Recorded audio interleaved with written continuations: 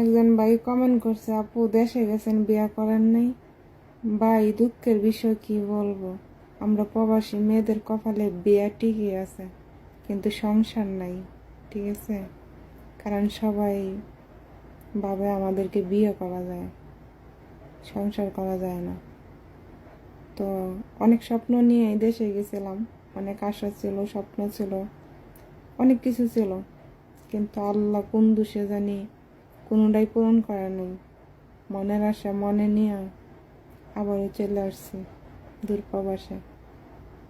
জানি না এই প্রবাস জীবন কতদিন কপালে আছে, কতদিন করতে হবে, আল্লাহই ভালো জানে। কিন্তু কি বলবো, বলার কিছু পাই না যেটা বলতে পারি।